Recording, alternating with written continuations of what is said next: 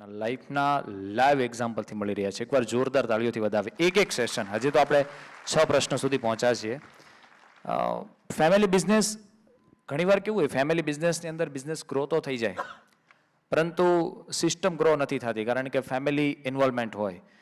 તો આપના મત પ્રમાણે બિઝનેસને વ્યક્તિ આધારિતમાંથી સિસ્ટમ આધારિત કેવી રીતે બનાવવો જોઈએ? કારણ કે અમુક એવી ધારણા હોય કે હું જાઉં તો જ બિઝનેસ થઈ શકતો હોય.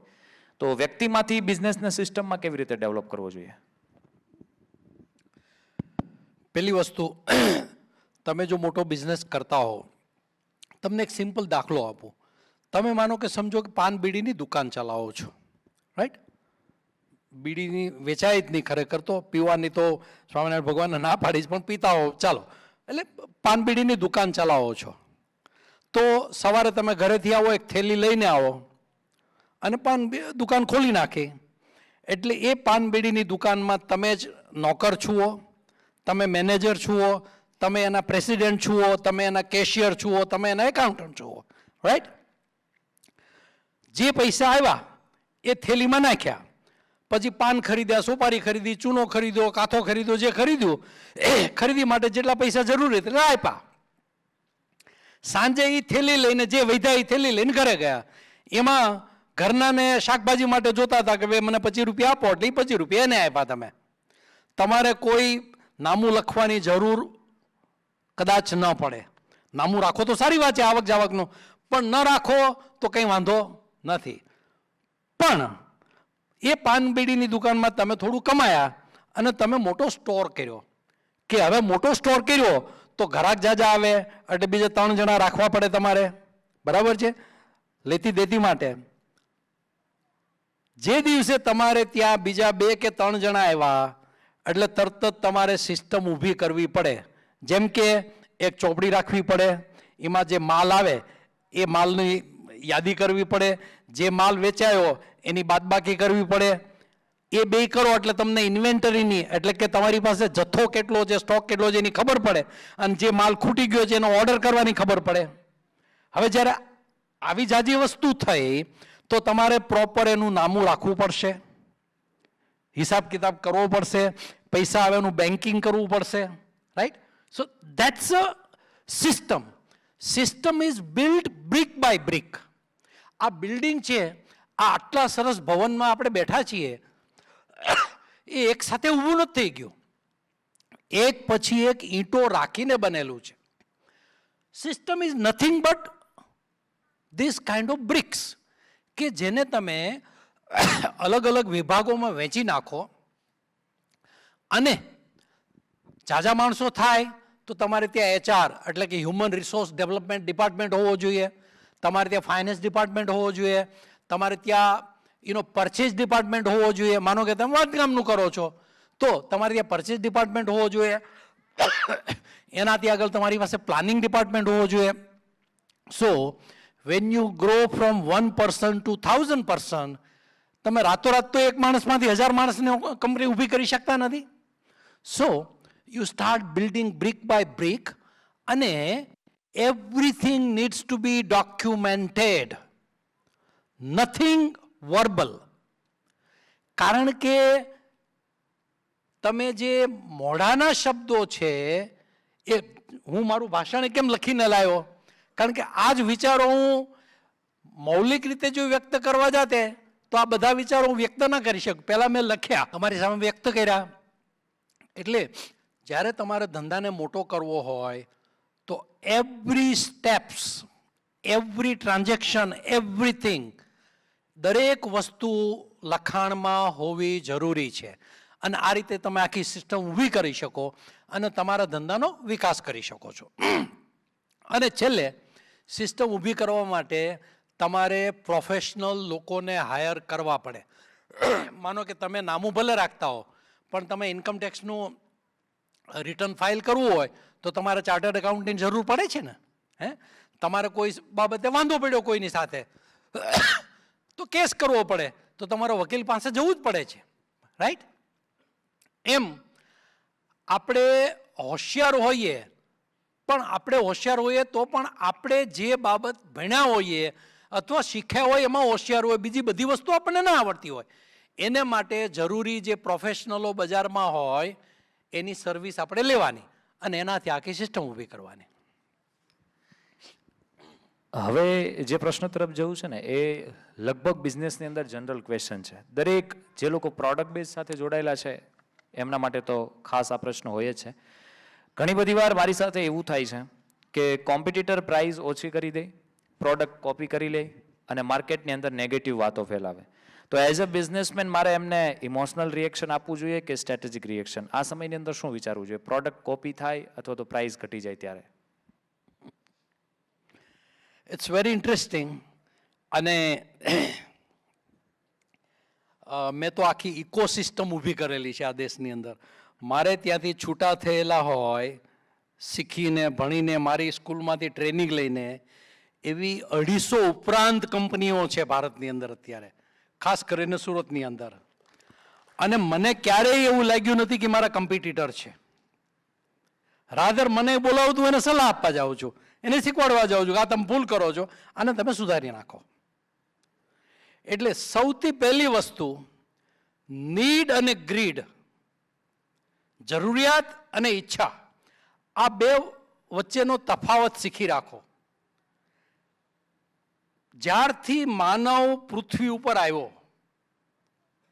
લાખો કે કરોડો વર્ષ પહેલાથી, ત્યારથી આજ સુધી કોઈ પણ માણસ પોતાની ઈચ્છાને પૂરી કરી શક્યો નથી. તમે સાંભળ્યું હશે કે વાંચ્યું હશે, રાવણને સ્વર્ગ સુધી સીડી બનાવવી હતી, એ બનાવી શક્યો? હા, નથી બનાવી શક્યો.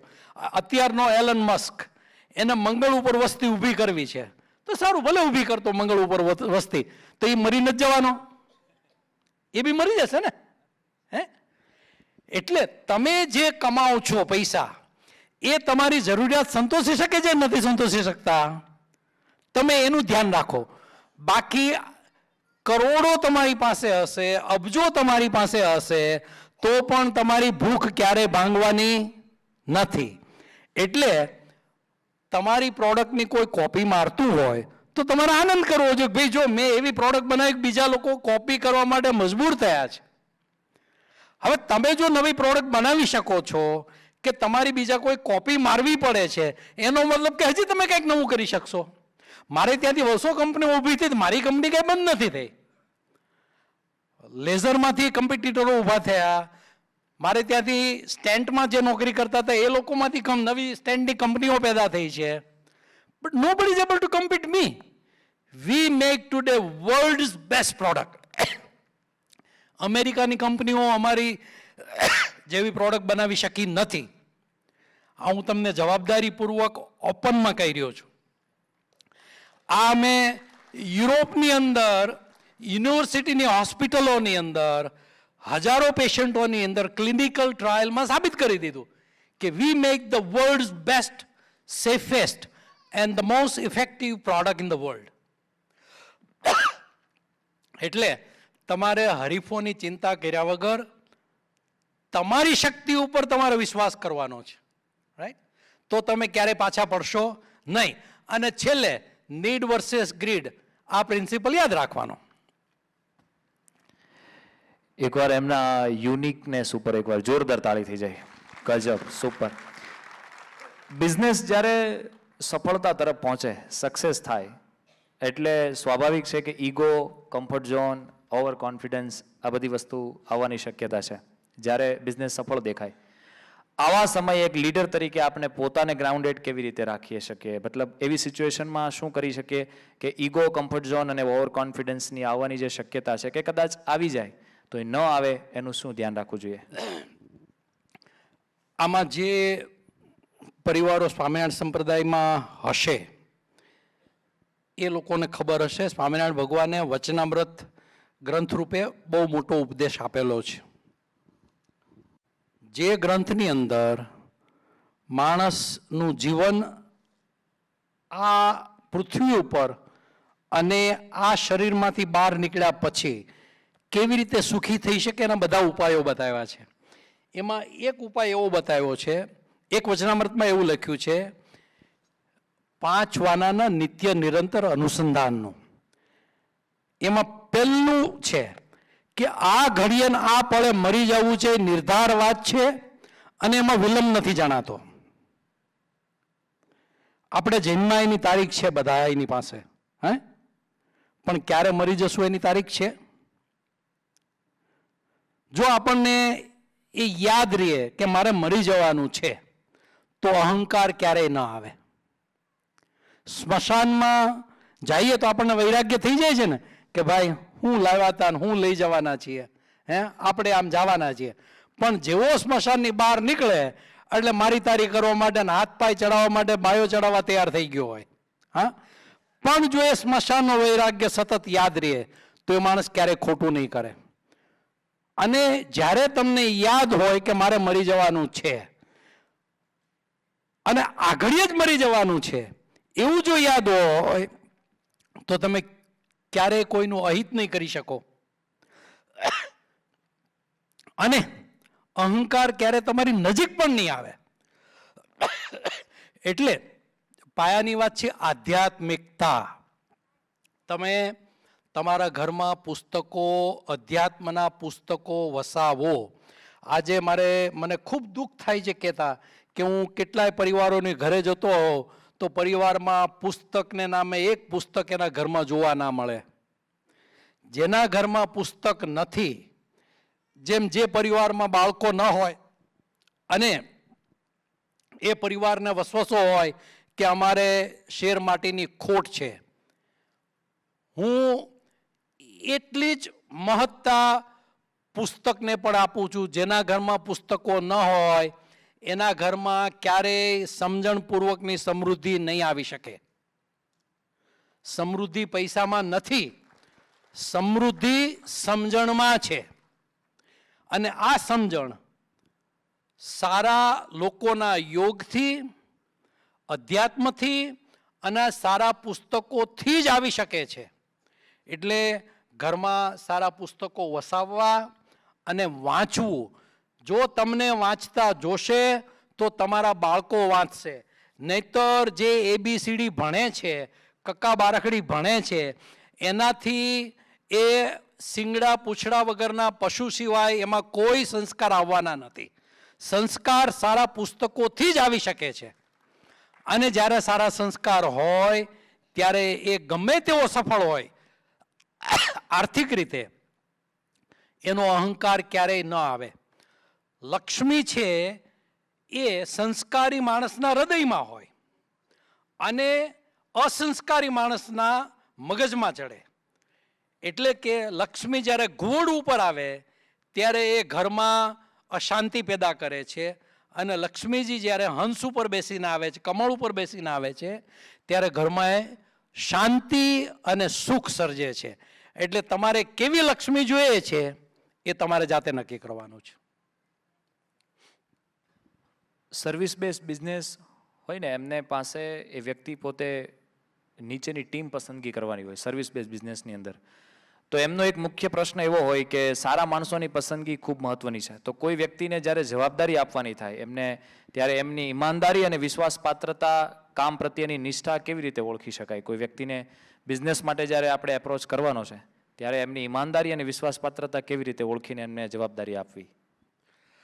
પહેલી વસ્તુ, કોઈ પણ માણસને તમે રાખો એ તો નિવડે ખબર પડે. અમારે પેલા અમે નાના હતા ત્યારે બળદિયા લાવતા, તો બળદ લાવે ત્યારે કે ભાઈ નિવડે ખબર પડે. એ 2 વર્ષ 2 વાવણી પસાર કરે પછી ખબર પડે કે એ ધોંસરી એને ઉલાળી નાખે છે કે નહીં. હા, એમ કોઈ પણ નવો માણસ રાખો એને માટે કોઈ દૂરબીન નથી કે જેનાથી તમે ચેક કરી શકો. એક્સરે કાઢો તો હૃદયમાં, ફેફસામાં TB છે કે નહીં, પાણી ભરાણું છે કે નહીં, એ ખબર પડશે. પણ એ ઈમાનદારી છે કે નહીં એ તો સમય જ બતાવી શકે તમને. એટલે પહેલાં તો તમે એનું બેકગ્રાઉન્ડ ચેક કરો. એ પહેલાં નોકરી કરતો હતો તો એને ત્યાં ફોન કરીને તમે પૂછો કે ભાઈ તમારે ત્યાં કેવી રીતે કામ કરતો હતો, અથવા તો નવો આવ્યો હોય સાવ, તો તમે એને તક આપો. અને તક આપવાની સાથે જેમ તમને પૈસા કમાવાની હોશ અથવા તો જરૂર છે, એમ તમારે ત્યાં નોકરી કરનાર માણસને પણ પૈસા કમાવા છે. એટલે યોગ્ય પગાર આપો. જો તમે યોગ્ય પગાર નહીં આપો તો એ ખોટા રસ્તા અપનાવશે. જો તમે એને યોગ્ય પગાર આપતા હશો તો એ ખોટું કાંઈ પણ કરતા પહેલા 10 વાર વિચાર કરશે, અને તો પણ 10 માંથી 2 જણા ખોટું કરવાવાળા હશે બી. બરાબર છે? એટલે તમારે ત્યાં જે નોકરી કરે છે એને તમે પૂર્ણ વિશ્વાસ સાથે એને પૂર્ણ ઓથોરિટી આપો કામ કરવા માટેની, એને પૂર્ણ પગાર આપો. આજે મારું એક સૂત્ર છે મારી કંપનીમાં, મારા માણસોનું હું એટલું જ કહું છું કે ભાઈ તારું ને તારા કુટુંબનું હું ધ્યાન રાખીશ, આ કંપનીનું ધ્યાન તારે રાખવાનું છે. You take care of this company, I take care of you and your family. હવે તાજો દાખલો આપું તમને. હમણાં 2 દિવસ પહેલા અમારો એક કર્મચારી ધામમાં જતો રહ્યો, ચોથે દાડે એને 78 લાખ રૂપિયાનો ચેક મળી ગયો. ખ્યાલ આવે છે? હવે એ વાત તો આખા બધા જ કંપનીમાં ફેલાઈ જવાની હોય તરત જ કે ભાઈ અમે અહીંયા નોકરી કરીએ છીએ પણ જો અમારું ગેરહાજરી થઈ જશે તો અમારું કુટુંબ રખડી નહીં પડે. આ વિશ્વાસ છે એ તમારી કંપનીમાં દરેક માણસમાં જન્માવવો જરૂરી છે. હવે 78 લાખ અમે નથી આપ્યા, અમે બધાને એવું ઇન્સ્યોરન્સ લઈ આપ્યું છે કે ભાઈ એને કાંઈ થાય તો એનો જે પગાર હોય એના 4 ગુણાકારનો પગારનો ચેક સીધો ઇન્સ્યોરન્સ કંપની આપવો પડે. બરાબર? એની સામે અમે ઇન્સ્યોરન્સનું પ્રીમિયમ ભરીએ દર વર્ષે, રાઈટ? બટ અમારે એક સાથે જાજુ રોકાણ કરવું પડતું નથી, અને છતાંય અમારા 3000 કર્મચારીઓ આ રીતે સંપૂર્ણપણે પ્રોટેક્ટેડ છે કે જેથી કરીને તમારો માણસ જો આવી રીતે તમે એને પ્રોટેક્ટ કરશો તો ક્યારેય ખોટું નહીં કરે, અને એ એના 100% નહીં, એના 150% તમને આપશે. લગભગ તમે ઓલમોસ્ટ આ પ્રશ્નનો જવાબ એમાં આપી દીધો છે, પણ પ્રશ્ન છે એટલા માટે. ઘણીવાર અમે કોઈકને કામ માટે રાખીએ, એને શીખવીએ, એને તૈયાર કરીએ, પણ એ બીજે જતા રહે. તો આવી સ્થિતિમાં અને સિચ્યુએશનની અંદર ઓર્ગેનાઇઝેશન સાથે લાંબો સમય સુધી જોડાઈ રહે એના માટે શું કરવું, એ એક્ઝેક્ટલી આપે આન્સર આપ્યો છે. જે આગળ આપણે વાત લીધી Exactly. કે તમે તમારા માણસને અને એના કુટુંબને બેયને જીતી લ્યો પછી એને જવાનો પ્રશ્ન નથી, અને છતાંય 8 માંથી 2 જણા જવાના જ છે, એટલે એનું રડવા નહીં બેસવાનું. બિઝનેસ કરતા કરતા એક યુવાનનો એવો પ્રશ્ન છે કે હું અત્યારે ડાયમંડ બિઝનેસ સાથે સેટ હતો, પરંતુ હવે તે ક્ષેત્રમાં મને કોઈ વૃદ્ધિ દેખાતી નથી, એટલે હું કોઈ નવા બિઝનેસ શરૂ કરવા માટે વિચારી રહ્યો છું. તો શું નવા બિઝનેસ કરતા પહેલા એક ક્ષેત્રનો અનુભવ લેવો ખૂબ જરૂરી છે, અથવા તો સીધું શરૂ કરી દેવું યોગ્ય છે? અને બિઝનેસ બદલતી વખતે કઈ સાવચેતી રાખવી જોઈએ? કોઈ પણ નવો બિઝનેસ કરતા પહેલા સૌથી પહેલું તો આપણી ખેડૂતોની એક સૌથી મોટી ક્ષતિ અથવા તો સૌથી અસમજણ એ છે, એક તો આપણે ખેડૂત એટલે કે જમીન સાથે જોડાયેલા એટલે કે એન્ટરપ્રેનર. એન્ટરપ્રેનર એટલે કે આપણે આપણું પોતાનું એવું જ કંઈક હોય તો જ મજા આવે. નોકરી કરવી એને આપણે નાનપ માનીએ છીએ, જે બહુ ખોટી વાત છે. એટલે હવે માનો કે તમારે જે ભાઈનો આ પ્રશ્ન હોય તે હીરા ઉદ્યોગમાંથી બીજા ઉદ્યોગમાં જવું છે, તો આઈ હાઈલી રિકમેન્ડ કે હું તમને આગ્રહપૂર્વક કહીશ કે જે તમારે ધંધો કરવો હોય એવો ધંધો જે બીજો લોક કરતો હોય એને ત્યાં જઈને વગર પગારે 1 વર્ષ નોકરી કરો, કોઈ પણ ઉતાવળ કર્યા વગર. એટલા માટે ઉતાવળ નહીં કરતા કે આ પ્રશ્ન જેનો બી હશે એ હું એવું માનું છું કે 30 વર્ષથી આજુબાજુની ઉંમરનો હશે, એનાથી મોટી ઉંમરનો નહીં હોય. હવે જે મેં ત્યાં તમે કેટલું જીવવાના છો એની ઉપર વાત કરવી હતી, અત્યારે આમાં કરી લઉં. તમે લોકો જે 40 વર્ષથી નાની ઉંમરના છો એ બધા 150 વર્ષ જીવવાના છો. કેટલું? અચ્છા, તમને અત્યારે હસવું આવશે, પણ હું મેડિકલ ક્ષેત્રમાં ગળા ડૂબ છું અને ખાતરી સાથે તમને કહી રહ્યો છું કે તમારા માટે 150 વર્ષ જીવવું એ અશક્ય નથી. અત્યારે એઆઈને કારણે નવી નવી દવાઓ જે સંશોધનો થઈ રહ્યા છે કે જેના માટે 25-25, 40-40 વર્ષ લાગતા હતા, એ અત્યારે એક દિવસમાં કરી શકાય છે. એ કામ 40 વર્ષનું કામ એક દિવસમાં થઈ જાય છે. આવનારા 5 વર્ષની અંદર કોઈ એવો રોગ નહીં હોય કે જેની દવાઓ નહીં હોય. 10 વર્ષની અંદર એવી દવાઓ આવી જશે કે જે દવાઓ તમારું જે શારીરિક બુઢાપણું જેને કહેવાય એને રોકી દેશે. તમે માનો કે 35 વર્ષના છો તો તમારું શરીર 35 વર્ષનું જ રહેશે લાંબા સમય સુધી, which is called anti ageing. આપણા અંદર શરીરની અંદર અબજો કોષો છે. જે લોકો બાયોલોજી ભણ્યા હોય એને ખબર હોય, આપણા શરીરમાં અબજો કોષો બનેલા છે. જે કોષોનું વિભાજન થાય છે, જૂનો કોષ ચાલ્યો જાય છે, મરી જાય છે, પરસેવા વાટે, પેશાબ વાટે, મળ વાટે બહાર નીકળી જાય છે, એની જગ્યાએ નવો કોષ આવે છે. હવે એ જે પ્રક્રિયા છે એને અટકાવી દેશે, કોષને જૂનો નહીં થવા દે. એનો મતલબ કે તમારી પાસે ઉંમર છે એટલે રાતોરાત નવો ધંધો ઊભો કરવાની ચિંતા કરો માં. હે, જરાય મોડું થવાનું નથી તમને. ધીરજપૂર્વક કામ લો. જેમ પેલા બહેનો દહીં મેળવે સવાર સુધી ધીરજ રાખે છે અને સવારે ઢેફા જેવું દહીં આવે છે, એમ 1 વર્ષ ક્યાંક નોકરી કરો, બરાબર શીખો, ત્યાં જઈને ટ્રેનિંગ લો અને પછી ગણતરીપૂર્વકનું સાહસ કરો તો તમે નિષ્ફળ નહીં જાઓ. પણ સીધા તરતા આવડતું ન હોય સ્વિમિંગ પુલમાં કૂદકો મારો તો પછી પાણી પી જવાશે, ડૂબી જવાશે અને મરી પણ જવાશે. સોલિડ. કોઈ પણ ફિલ્ડ છોડવાનો નિર્ણય ક્યારે લેવો? જ્યારે માર્કેટ ખરાબ હોય કે પછી જ્યારે કોઈ પોતાનો ગ્રોથ અટકી જતો દેખાય ત્યારે? મતલબ ફિલ્ડ ક્યારે છોડવી? તેજી અને મંદી એ સાયકલિક છે, એ આવ્યા જ કરવાનું. હે, જો ગઈકાલે અમેરિકાનું માર્કેટ 1000 પોઈન્ટ તૂટી ગયું તો આ ઇન્ડિયાનું માર્કેટ કેટલું તૂટ્યું ખબર નથી. શેર બજાર ખાસ કરીને, જે શેર બજારમાં ભૂલથી ધંધો કરતા હોય તો જે તેજી મંદી જોઈને નાચભાગ કરવા માંગતો હોય એ ધંધાને લાયક જ નથી. એમણે ધંધો કરવો જ નહીં જોઈએ.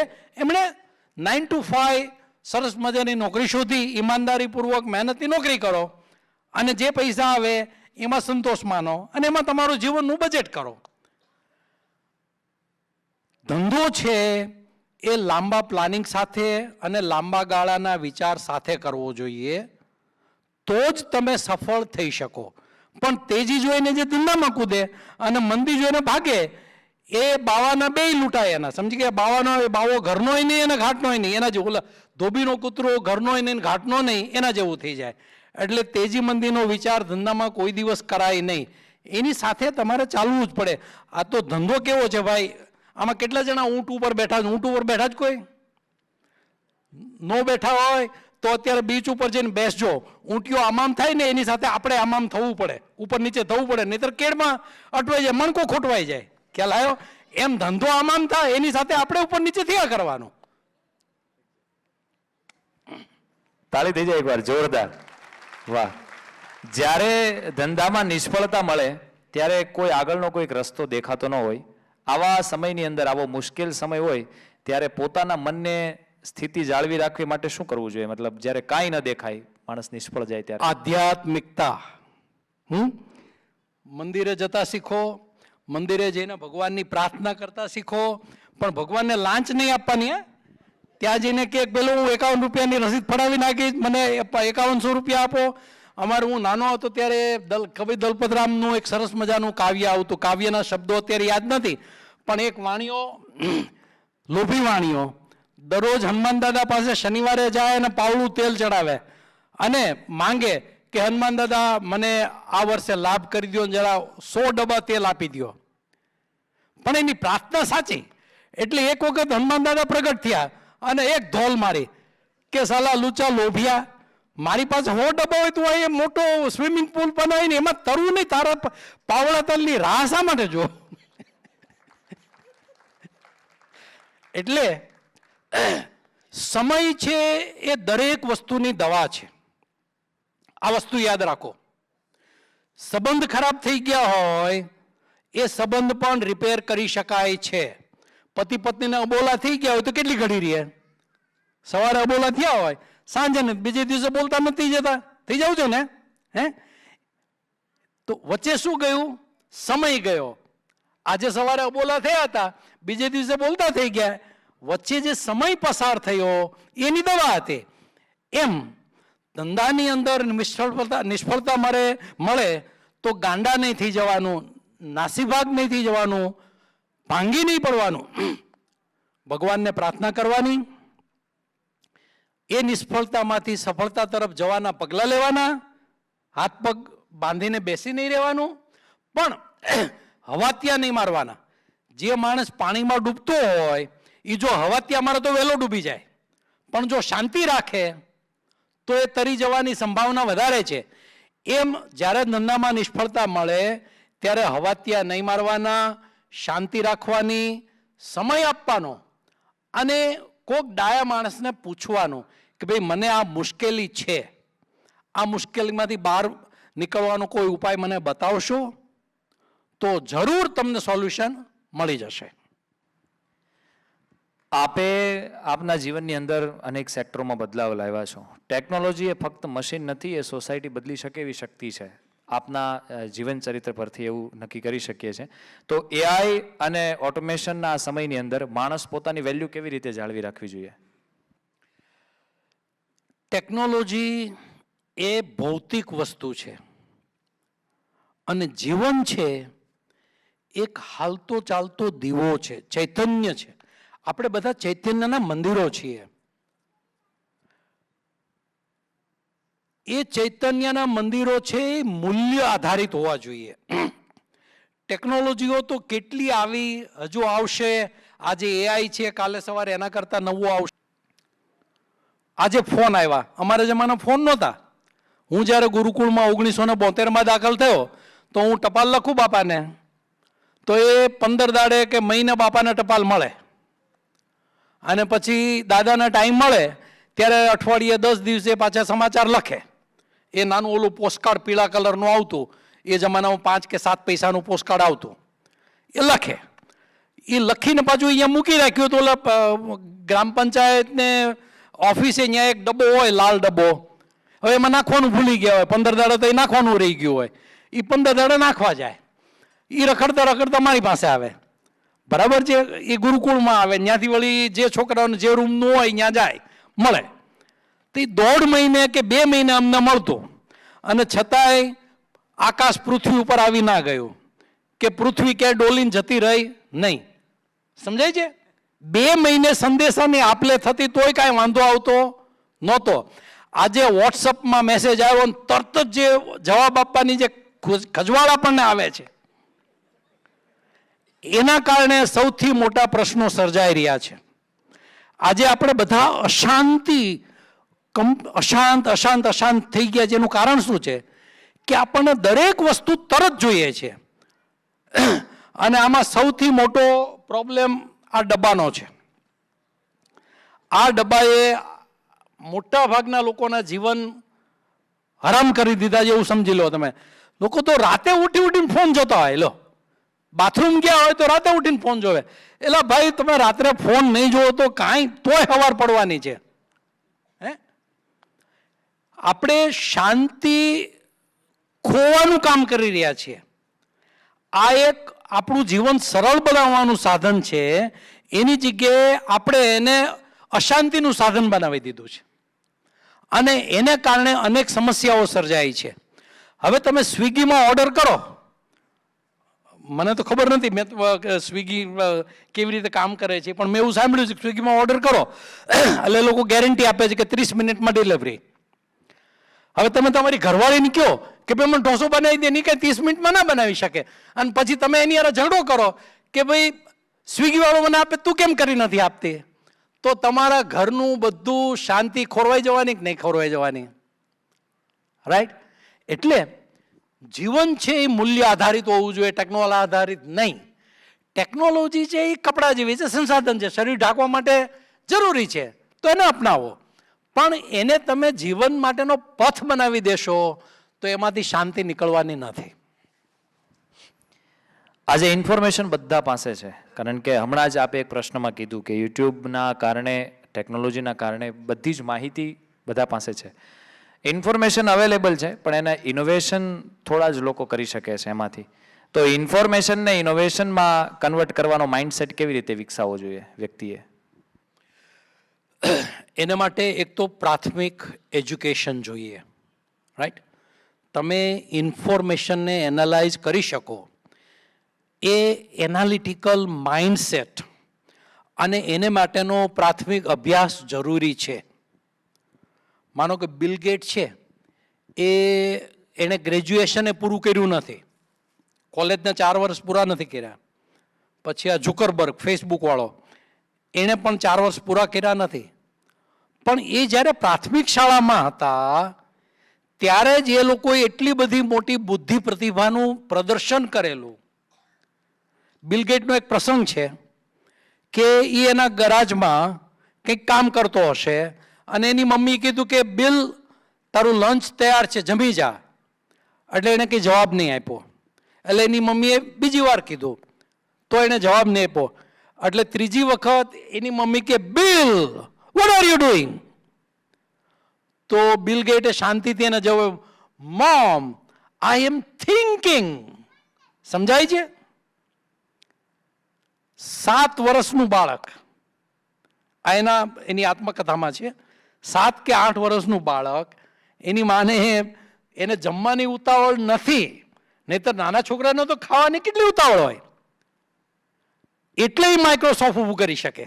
ખ્યાલ એમ ઇન્ફોર્મેશન બધા પાસે અવેલેબલ હોય, પણ એનું એનાલિસિસ કરતા આવડવું પડે, એને સિગમેન્ટાઇઝેશન કરતા આવડવું પડે, અને એના માટે પ્રાથમિક એજ્યુકેશન ખૂબ જરૂરી છે.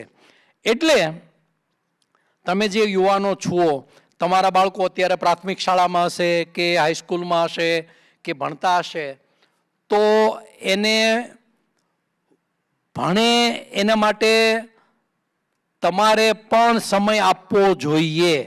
જો તમે સવારે બાળક ઉઠ્યું હોય એ પહેલાં તમે કામે જતા રહ્યા હો, એ રાતે સૂઈ જાય પછી ઘરે આવતા હો, અને શનિ રવિ તમારી પાસે આવતું ન હોય, બાળક સાથે તમારી પાસે રમવાનો સમય ના હોય, કે બાળકને તમારે પૂછવાનો સમય ના હોય, તો કેવું છે? મારા ગુરુજી કહેતા, શાસ્ત્રીજી મહારાજ, જેમણે સ્વામિનારાયણ ગુરુકુળ રાજકોટની સ્થાપના કરી, કે આજે સમાજમાં ગ્રહસ્થો, માફ કરજો આ શબ્દો મારા ગુરુજીના છે એટલે કહું છું, પણ આ જાહેરમાં કહેવા જેવા શબ્દો અત્યારના યુગ પ્રમાણે ન કહેવાય. જેમ ગાય અને ભેંસ વિયાય છે, બચ્ચાને જન્મ આપે છે, વિયાય છે એ કાઠિયાવાડી શબ્દ છે, આમાં યુવાનોને તો ખબર ના હોય આ શબ્દની. વિયાય એટલે જન્મ આપવો. એમ માણસો પણ વિયાય છે. બચ્ચાને જન્મ આપી દીધો પછી એને સંસ્કાર આપવા એ શિક્ષકની જવાબદારી છે, મા બાપની જવાબદારી જ નથી. નિશાળે નાખી દીધો, મા બાપ કંઈ એને પૂછતા પણ નથી. એ બાળકો ભવિષ્યમાં ક્યારેય મહાન બની શકે નહીં. જેટલી શિક્ષકોની જવાબદારી છે એટલી જ, અથવા તો એના કરતાં વધારે પણ માની અને બાપની જવાબદારી છે. એક માં છે એ 1000 શિક્ષકોની જવાબદારી, 1000 શિક્ષકોની ગરજ પૂરી પાડે છે. હવે માં ઇન્સ્ટાગ્રામમાં સવારથી સાંજ સુધી બેઠી હોય તો એ બાળકને શું શીખવાડવાની? અને આજના દુર્ભાગ્ય છે કે કાં તો યુટ્યુબ ઉપર, કાં ઇન્સ્ટાગ્રામ ઉપર, સારું વળે મોદી સાહેબે ઓલું ચાઇનીઝ હતું એ શું હતું, આ ટિકટોક એ બંધ કરી દીધું એટલે સારું છે.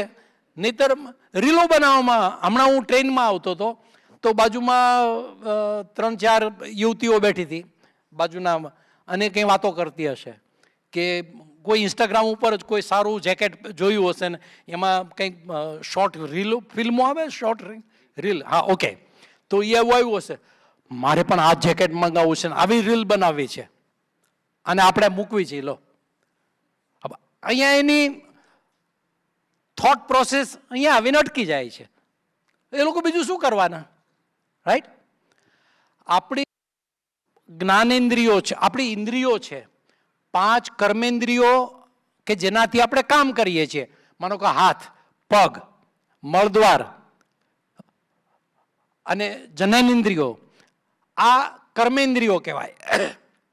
મોઢાથી ચાવવાનો એ કર્મેન્દ્રિય છે.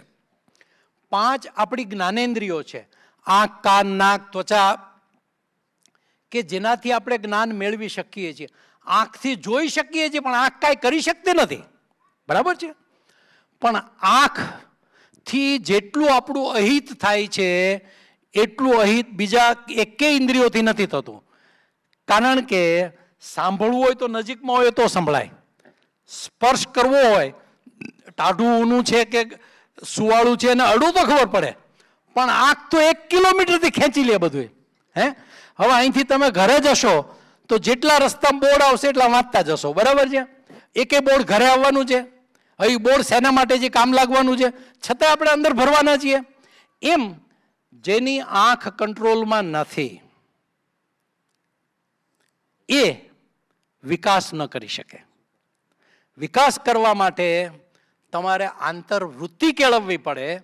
અને જેમ આપણે પાણી ગાળીને પીએ છીએ એમ જોવાનું પણ આપણી પાસે ગળનું હોવું જોઈએ, સાંભળવા માટે ગળનું હોવું જોઈએ કે આ સંભળાય, આ ના સંભળાય, આ જોવાય, આ ના જોવાય.